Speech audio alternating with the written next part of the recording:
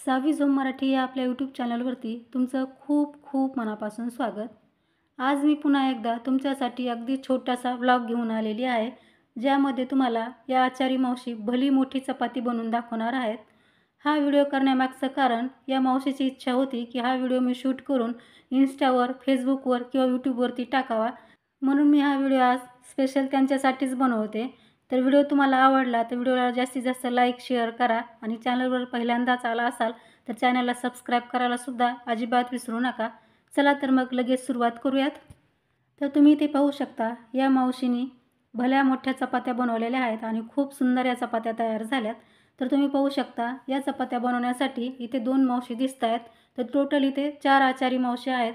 दोघी जणी कणिक मळतायत आणि उंडे बनवून देत आहेत आणि दोघी जणी लाटून या चपात्या भाजतायत। तर पाहू शकता काय सुंदर या चपात्या बनवत आहेत। तर इथे तुम्ही पाहिलंच असेल की मी शूट करते म्हणून या मावशींना किती लाज वाटलेली आहे। त्यांनी वळून पाठीमागं पाहिलंय। तर मी त्यांना म्हणलं की कॅमेऱ्याकडे पहा, तर त्या खूप लाजत होत्या, त्यांनी वरती पाहिलंच नाही। तर पहा किती सुंदर या मोठ्या मोठ्या चपात्या त्यांनी तयार केलेल्या आहेत। तर इथे तुम्हाला हा प्रश्न नक्कीच पडला असेल की या आचारी मावशी इतक्या भल्या मोठ्या चपात्या कशासाठी बनवत आहेत। तर हे सुद्धा मी तुम्हाला सांगणार आहे, तर व्हिडिओ शेवटपर्यंत पहा। तर यावर्षी पहा दीप अमावस्या होती। दीप अमावस्या शनिवारी लागलेली होती आणि दुसऱ्या दिवशी रविवारी 4:30 पर्यंत बहुतेक होती। तर दीप अमावस्याच्या आदल्या दिवशी म्हणजे शनिवारी जी शनी अमावस्या लागली त्यानिमित्तानं येशवाडी इथे माझ्या बहिणीने हा पंक्तीचा कार्यक्रम ठेवला होता। तर यासाठी 10 ते 15 हजार लोकांचा स्वयंपाक इथे तिने तयार केला होता। तर त्यासाठी या मावशीकडून 10 क्विंटल गव्हाच्या चपात्या त्यांनी बनवून घेतल्या होत्या।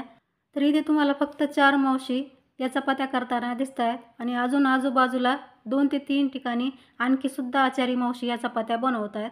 तर मी इथे सहज दर्शन करून फिरत आल्यानंतर या मावशी मला दिसल्या आणि हा व्हिडिओ शूट करण्याचा मोह मला आवरताच आला नाही, म्हणून मी हा व्हिडिओ शूट करायला लागले। तर तेव्हा या मावशीने इच्छा बोलून दाखवली की तुम्ही आमचं शूट करताय तर हा व्हिडिओ इन्स्टावर, फेसबुकवर किंवा यूट्यूबवरती टाका। तेव्हा मग मी या मावशीला म्हटलं की मावशी, तुमची ही गोड इच्छा मी नक्कीच पूर्ण करेन, कारण माझं सुद्धा यूट्यूबवरती चॅनल आहे।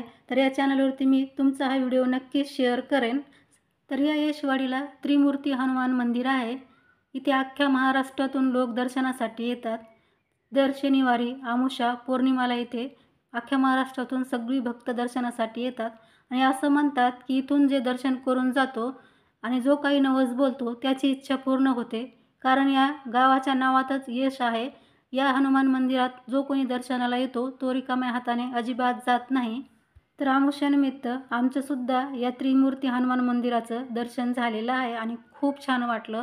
इथे एवढी गर्दी होती तर शूट करायला सुद्धा मंदिरामध्ये मनाई होती, तर मला मारुतीरायाचं दर्शन घेऊन शूट करता आलं नाही, त्यासाठी क्षमा असावी। पण तुम्ही जर कधी परभणी जिल्ह्यामध्ये आलास तर येशवाडी इथे नक्की भेट द्या आणि तुम्हाला सुद्धा या त्रिमूर्ती हनुमानाचं दर्शन घेऊन खूप छान वाटेल आणि तुमच्या मनातल्या देखील इच्छा पूर्ण होतील। तर हा होता आजचा छोटासा ब्लॉग। कसा वाटला हे मला कमेंटमध्ये नक्की सांगा। आवडल्यास लाईक शेअर करा आणि चॅनलला सबस्क्राईब करून समोरील बेल आयकॉनवरती क्लिक करायला विसरू नका, कारण यापुढे सुद्धा मी असेच तुमच्यासाठी नवनवीन ब्लॉग घेऊन येणार आहे आणि रेसिपीसुद्धा बनवून दाखवणार आहे। तर आजच्या पुरतं इतकंच, इथेच थांबूया। तर लवकरच भेटू अशाच एखाद्या छानशा व्हिडिओमध्ये। तोपर्यंत श्री स्वामी समर्थ।